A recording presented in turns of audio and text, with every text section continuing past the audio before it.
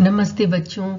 आज हम दीपदान को अब आगे बढ़ाएंगे। पिछले वीडियो में मैंने पात्र परिचय कराया था, शीर्षक के बारे में बताया था और पन्ना धाय माँ और कुंवर उदय सिंह के बीच जो वार्तालाप हुई थी, कुंवर उदय सिंह ने किस प्रकार जिद किया नृत्य देखने के लिए, लेकिन धाय माँ उन्हें नहीं जाने दी। उन्हें समझाते रह गई कि बाहर दुश्मन बैठे हैं जिन्हें उन्होंने जहरीले सर्प भी कहा था। फिर सोना आती है। सोना भी अथक प्रयास करती है, लेकिन वो भी असफल रहती है। वो ना ही कुंवर उदय सिंह को ले जा पाती है बाहर, और ना ही धाय माँ को वो समझा पाती है। यहाँ तक हमने पिछले वीडियो में सुना था, पढ़ा था, और जिन लोगों ने नहीं देखा वो वहां देख लें। अब आगे पढ़ते हैं कि क्या हुआ। सोना के अथक प्रयास के बाद भी जब कुंवर उदय सिंह को सोना नहीं ले जा पाती है और पन्ना को भी नहीं समझा पाती है, तो वो धीरे धीरे जाने लगती है। तब माँ सोचती हैं कि ये अंधेरी रात है, ये रास रंग नृत्य, नगर के सब लोगों का अभाव, कहाँ चले गए सभी लोग? कुंवर उदय सिंह के लिए बुलावा ये क्या है? इतने में वो ये अपने आप से बातें करती हैं। तो चंदन का प्रवेश होता है। तो चंदन माँ माँ करते हुए आता है। पन्ना कहती है, क्या मेरे लाल, माँ इतनी कविता बनाने वाली, इतने गीत सुनाने वाली, इतना नाचने वाली सोना धीरे धीरे कैसे जा रही थी, गुमसुम, जैसे किसी ने सांप का जहर खींच लिया हो। तो पन्ना कहती है, सांप का जहर? तो ध्यान दे रहे हो, सांप की तुलना करती है कि उसके विचार जो है, सोना के विचार सांप की तरह है। तो फिर कहती हैं, चंदन कहता है, हाँ जहरीली तो है ही, जब बोलती है तो बातों की ऐसी चोट करती है कि कुछ कहते ही नहीं बनता। वह तो हमेशा उछलती कूदती आती थी, आज तो जैसे उसके पैर में मोच आ गई हो। तब पन्ना कहती है, आई थी कुंवर को ले जाने बुलाने के लिए, अपना नाच दिखाने के लिए, मैंने कुंवर को नहीं जाने दिया तो बुरा मान गई। चंदन कहते हैं कि हाँ माँ, कुछ दिनों से कुंवर हमारे साथ नहीं खेलते, इसी के यहाँ चले आते हैं। मैं भी उनके पीछे आता हूँ। वह कुंवर की ओर देखती है और कुंवर उसकी ओर देखते हैं। कहते तो कुछ भी नहीं, बस देखते हैं। पता नहीं इस तरह देखने में क्या होता है माँ, ये बहुत मासूम है, भोला सा, इसे कुछ पता नहीं कि आखिर यहाँ इन दोनों के बीच चल क्या रहा है। तब पन्ना कहती है, कुछ नहीं, लोग देवता के दर्शन करते हैं ना, अपने बच्चे को फुसला रही है। तो यहाँ देवता की तुलना किससे की? उदय सिंह से। तो उन्हें आनंद मिलता है। मैं कुंवर से कह दूंगी कि वे भी देवता की तरफ देखा करें, सोना की तरफ नहीं। तो चंदन कहते हैं, तो सोना बुरा न मान जाएगी माँ? अरे, लोगों के बुरा मानने से क्या होता है? भगवान को बुरा नहीं मानना चाहिए। तुम तो किसी को नहीं देखते चंदन। माँ ने तुरंत अपने बेटे से ये सवाल किया। तो क्या जवाब देता है चंदन? देखता हूं माँ, पहाड़ी खरगोश को। ओह, कैसी छलांग भरता है माँ, जैसे इसमें बिजली भरी हो। पलक मारते ही पहाड़ की इस चोटी से उस चोटी पर पहुंच जाता है। पहाड़ी खरगोश से बढ़कर और कौन सी चीज है यहाँ? उसे देखकर फिर किसी को देखने की इच्छा नहीं होती। इस बात से यहाँ पहाड़ी खरगोश की तुलना एक योद्धा से की गई है। इस बात से ये पता चलता है बच्चों कि चंदन में के योद्धा, वीर योद्धा बनने की इच्छा थी, प्रबल इच्छा थी, और वो प्रकृति से सीखता है, जानवरों से सीख लेता है कि आगे बढ़ने के लिए, ऊंची छलांग लगाने के लिए कैसे कदम उठाने चाहिए। पन्ना कहती है, पहाड़ी खरगोश का क्या कहना चंदन, उसी तरह वीरों को भी धावा करना चाहिए। माँ ने उसे समझाया, धावा करना मतलब हमला करना, आक्रमण करना, अटैक करना। तो चंदन कहता है, हाँ मैं भी उसी तरह तेज दौड़ सकूंगा, जमीन से आसमान तक। तो माँ को हंसी आ गई, अरे जमीन से आसमान तक कोई नहीं दौड़ता। हाँ, तू नाच देखने तो नहीं गया था? माँ अब अपने बेटे से पूछती है। चंदन कहता है, माँ धावा करने वाले कहीं नाच देखते हैं? मुझे वह अच्छा नहीं लगता।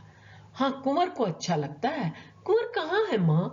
रूठ कर सो गए, पन्ना ने बच्चे को जवाब दिया चंदन को। चंदन कहता है, क्यों, भोजन करने में? उन्होंने भोजन कर लिया?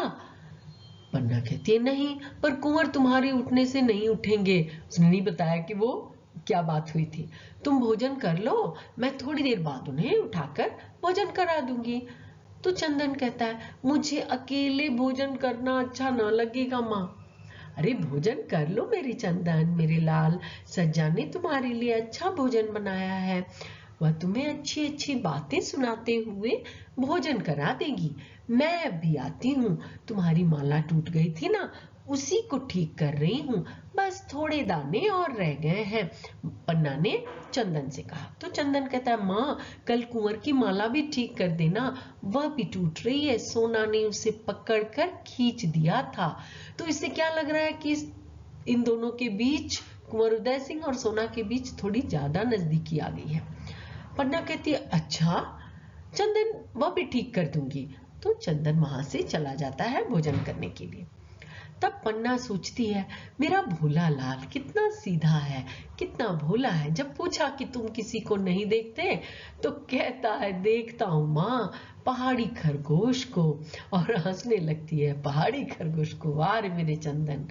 कहता है धावा करने वाले कहीं नाच देखते हैं, वह तो दौड़ते हैं जमीन से आसमान तक। और माँ को हंसी आ जाती है, अपने बच्चे पर बहुत गौरवान्वित होती है, वो बहुत गर्व महसूस होता है।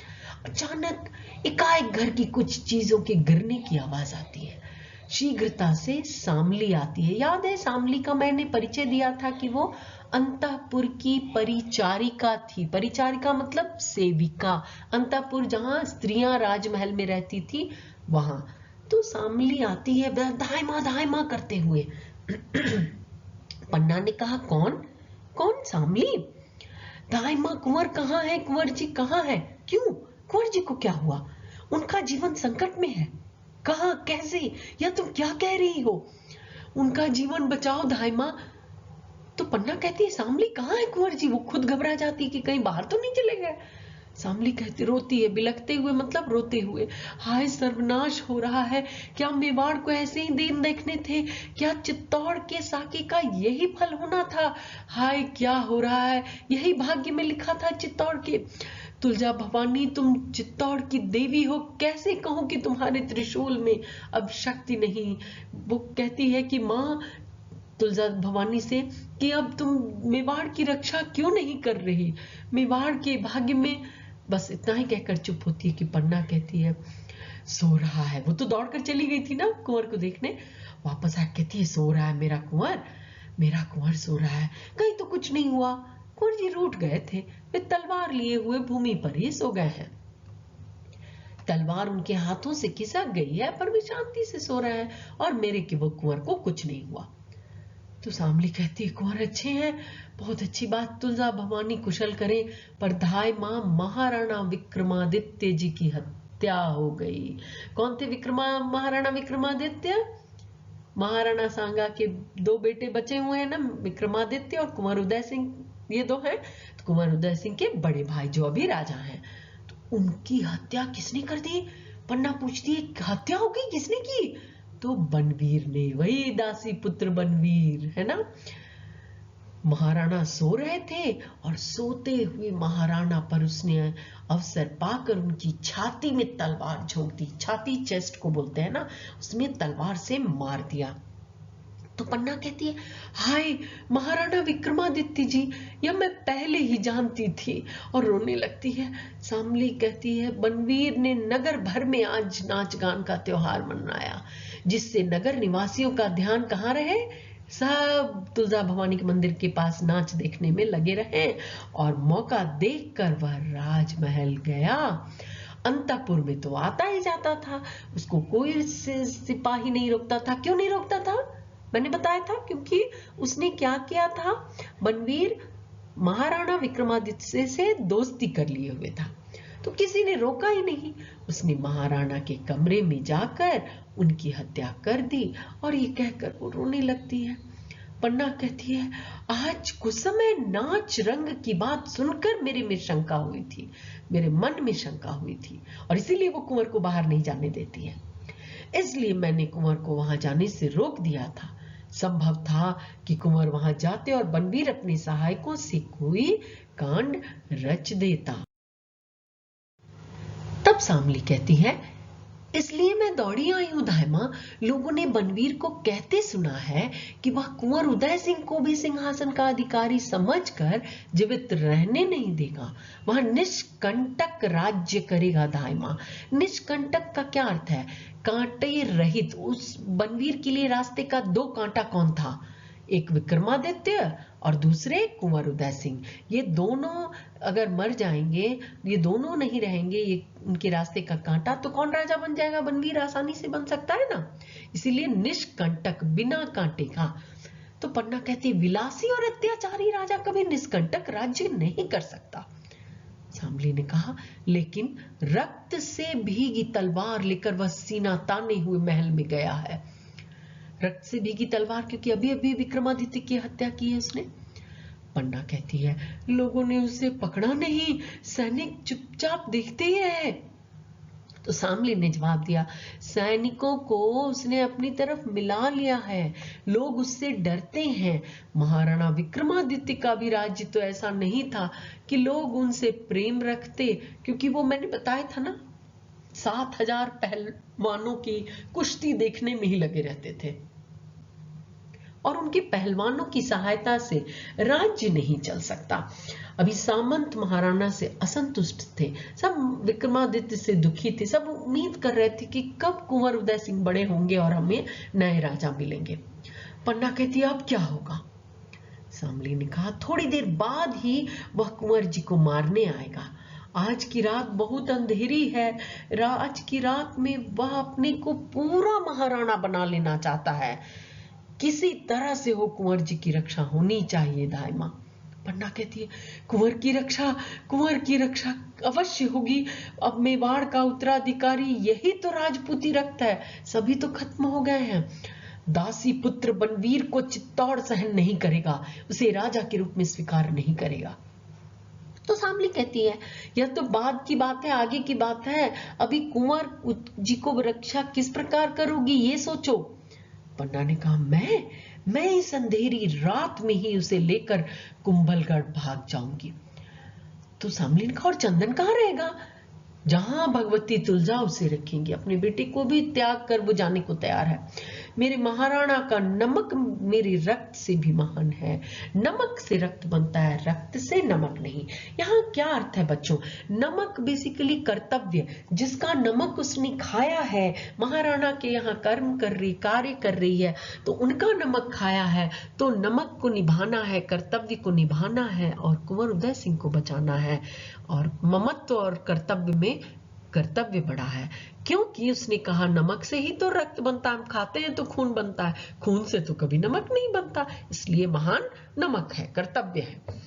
तो शामली कहती है, धन्य हो दाहिमा, तुम अंधेरी रात में नहीं भाग सकोगी। क्यों? अंधेरी रात में मुझे कौन जानेगा, कौन पहचानेगा? तुम महलों से निकल भी न सकोगी। आते समय मैंने देखा था कि बनवीर के सैनिक तुम्हारा महल घेरने आ रहे थे। एक ओर से तो तुम्हारा महल घेर ही चुका था। हाँ भगवान एकलिंग, अब क्या होगा? वो भगवान शिव को याद करती है। तो शामली ने कहा, जैसे भी हो कुंवर जी की रक्षा तुम्हें करनी है, मुझे सैनिकों की सहायता नहीं मिल सकती। पन्ना ने कहा, कहते सैनिक तो उसके हैं दाहिमा, सब तो उसकी बात मान रहे हैं। और सामंत, उनमें अभी इतना साहस नहीं, सामंतों की संख्या ज्यादा नहीं थी ना, तो उनमें इतनी हिम्मत नहीं थी कि वो बदमाश बनवीर से लड़ सके। तो पन्ना के, तब मैं तलवार लेकर कुंवर की रक्षा करूंगी, भैरवी बनकर युद्ध करूंगी, मरते मरते मैं उसकी तलवार के टुकड़े टुकड़े कर दूंगी। उसके और मेरे कुंवर के बीच में मेरे खून का समुद्र लहराएगा, जिसे वह जीवन में पार न कर सकेगा। तो शामली ने कहा कि उसके साथ सैनिक भी हो सकते हैं दाहिमा, और युद्ध में तुम्हारे प्राण तो जाएंगे ही, और तुम्हारे मरने के बाद कुंवर जी भी नहीं बचेंगे, तो ये तुम्हारा जो आइडिया है बेकार है। तो पन्ना कहती है, तो फिर क्या करूं शामली? घुटने टेक कर कुंवर की जीवन भिक्षा मांगूंगी। बनवीर मनुष्य, उसके मन में कुछ तो दया होगी। शामली ने कहा, राजा की हत्या करने के बाद दासी पुत्र मनुष्य व जंगली पशु से भी गया बीता है, फिर मेरे कुंवर कैसे बचेंगे? और वो रोने लगती है। शामली कहती, इसका उपाय मैं क्या बताऊं धाई माँ, मैं तो महल की एक परिचारिका हूँ, मैं क्या कहूँ, पर इतना कह देती हूँ कि वह क्रूर और अत्याचारी बनवीर आता ही होगा। सर्प की तरह उसकी भी 2 जीभ है जो एक रक्त से नहीं बुझेंगी। अब जैसे सांप के टंग को देखो तो आगे में स्प्लिट होता है, 2 हिस्से में होता है, वैसे ही बनवीर की तुलना सर्प के जीभ से कर रहे हैं, सर्प के टंग से, कि जैसे उसको 2 जीभ होती है वैसे ही बनवीर भी 2 खून करके ही शांत रहेगा। ध्यान से देखो, अब उसे दूसरा रक्त भी चाहिए, और वह कौन है? कुंवर का। तुम कुछ बोल नहीं रही धाई माँ, आंखें बंद कर क्या सोच रही हो? पन्ना कहती है, भगवती तुलजा का ध्यान कर रही हूं कि मुझे शक्ति दे कि मैं कुंवर की रक्षा कर सकूं। शामली ने कहा, इस समय कुंवर की रक्षा शक्ति से नहीं होगी, कोई युक्ति उपाय ही काम दे सकती है। थोड़ा आइडिया लगाओ, उपाय सोचो। तब तक आवाज आती है, कौन आ रहा है? दरवाजे पे कौन है? पन्ना ने कहा, किरत बारी आता है। किरत बारी का भी मैंने परिचय दिया था कि वो जूठी पत्तलें उठाता है। राजभवन में जो लोग राजकुमार राजा लोग खाते थे ना, सबके जूठन उठाकर ले साफ करता था। किरत आकर कहता है, अन्नदाता किरत बारी हूं। वो अपनी भाषा में हाँ कहता है, मतलब है हूं। धाय माँ के चरण लागू, मतलब प्रणाम करता है। पन्ना कहती, किरत तुम आ गए, बाहर तो कोई नहीं है। अन्नदाता, बाहर सिपाहियों का डेरा लगा है, क्यों इतनी भीड़ है? जानना ही पड़ता अन्नदाता को। आधी रात ये क्या हो रहा है? जे का मतलब ये क्या हो रहा है उसकी भाषा में। पैड में किसी का भी पैसारा नहीं हो पाता, मतलब राजमहल में कोई नहीं घुस पा रहा है, कोई प्रवेश नहीं कर पा रहा। मैं तो बारी हूं, इसलिए किसी ने कुछ कहा नहीं, मुझे तो बस जूठी पत्तलें उठानी है। तो पन्ना बोले, अच्छा तो तुम बिना रोक टोक के चले आए, बेखटके चले आए। अन्नदाता, मैं तो जूठी पत्तल उठाता हूँ, कोई मेरे पास पैसा थोड़ी है, माल मत्ता थोड़ी है मेरे पास। टोकरी है, उसमें पत्ते हैं, कुंवर जी ने ब्यारू कर ली, ब्यारू मतलब रात का भोजन कर लिया, तो मैं जूठन पा लूं, मतलब उनके जूठे पत्ते उठा लूं। पन्ना बोली, नहीं, कुंवर जी जुग जुग जिए धाय माँ। फिर कुंवर जी की तारीफ करने लगता है।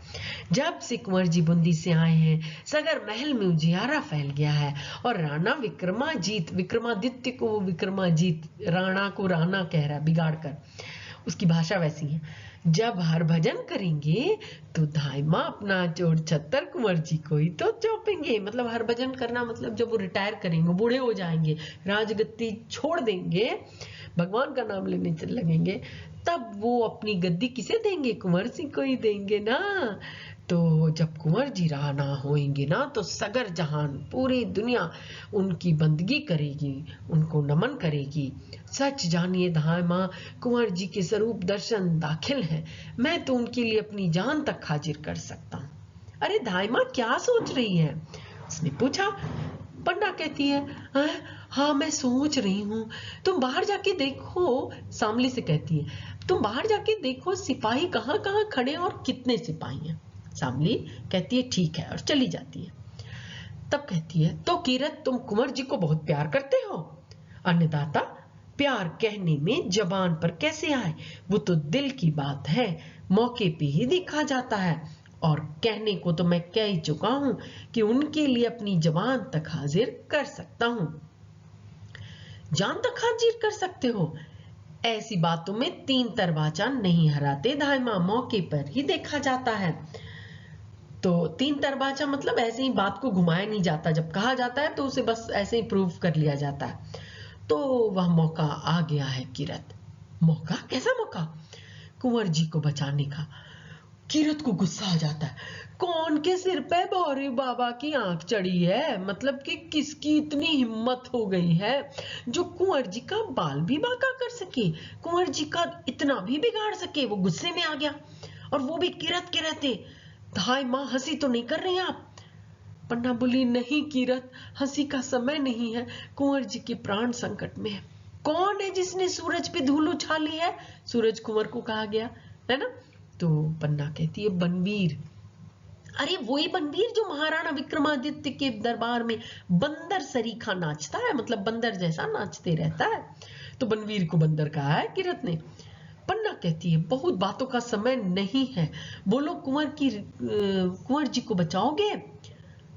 तो मैं तलवार ले आऊं? किरत बोला, तलवार लाने का समय नहीं है, इस समय लड़ने से काम नहीं चलेगा, एक तरकीब करनी होगी। तो किरत कहता है हुक्म दे अन्नदाता। भवानी तुलजा ने मेरे मन में सब उपाय सुझा दिए हैं। हाँ, ध्यान तो आप कर रही थी आंख मूंद के, भवानी ने क्या हुक्म दिया? तो पन्ना बोले, उसे मानोगे? सिर माथे सिर चढ़ा के मानूंगा। तो अच्छा सुनो, तुम बारी हो, तुम्हें बाहर जाने से कोई नहीं रोकेगा, तुम तो टोकरी में जूठी पत्तल उठा के जाते ही हो। ठीक कहती है अन्नदाता, आते वक्त भी किसी ने नहीं रोका। तो तुम कुंवर जी को टोकरी में लिटाकर उन पर गोली पत्तलें डालकर महल से बाहर निकल जाओ, लोगों को लगेगा जूठे पत्तल जा रहे हैं। किरत बोला, वाह अन्नदाता ने खूब सोचा, मैं ऐसे निकल जाऊंगा कि सिपाही लोग मुंह देखते ही रह जाएंगे। तो कुंवर जी कहाँ है? पन्ना ने कहा, सो रहे हैं, आज भूमि पर सो गए, उन्हें धीरे से उठाकर अपनी टोकरी में सुला लेना, वे जागने ना पाए। अन्नदाता, उनको पता भी नहीं चलेगा कहां से कहां सो रहे हैं। तब पन्ना कहती है, चित्तौड़ का राजकुमार आज पत्तल ओढ़ के सोएगा, कौन जानता था कि ये दिन आएंगे। किरत कहता है, ये सब भाग्य की बात है, अन्नदाता आज पत्तल ओढ़े हैं और कल दुशाला भी ओढ़ेंगे, मतलब कल शॉल भी ओढ़ेंगे। तो पन्ना कहती है, तो तुम जाओ, जल्दी करो। बहुत अच्छा अन्नदाता। कुंवर जी कहाँ है? किरत ने पूछा। मेरे कमरे में नीचे ही सो रहे हैं, तुम उन्हें उठा के ले जा सकोगे? तो बोला, अन्नदाता हुक्म दे तो बनवीर तक को सिर पे उठा कर ला सकता हूं, है ना? उसने ऐसी बात कही। बोला, ठीक है, तुम्हारी टोकरी तो काफी बड़ी है।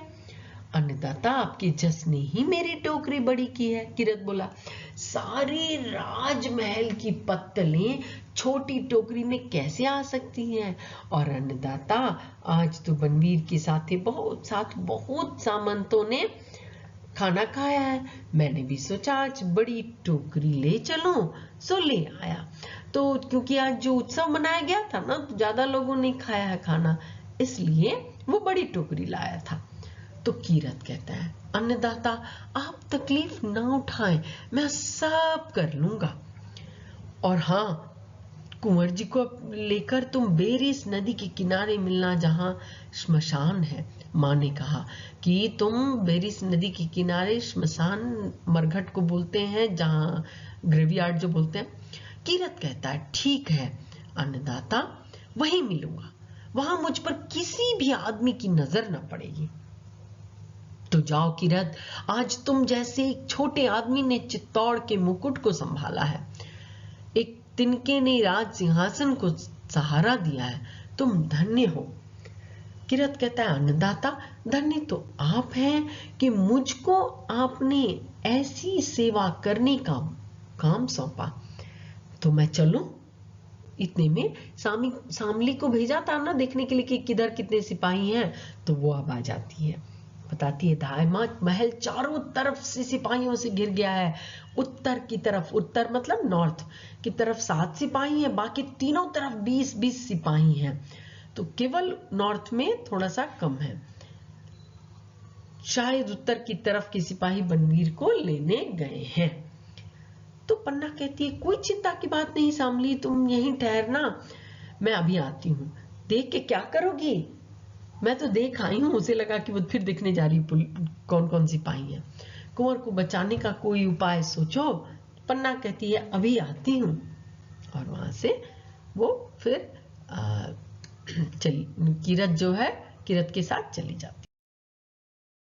अब सामली के मन में होता है कि न जाने धाइमा क्या सोच रही है, उसे तो पता नहीं है ना कि क्या इन लोगों ने प्लान किया है। किरत बारी भी तब से ही बना, क्या होगा, बनवीर ने महाराणा को रक्त में नहला दिया। फिर वो बात याद करती है, दुष्ट बनवीर, तुझे नर्क में भी चैन न मिलेगा। गुस्से में कहती है, कुंवर उदय सिंह पर आंख लगाई है, भवानी कुंवर की रक्षा करो, हे मां रक्षा करो।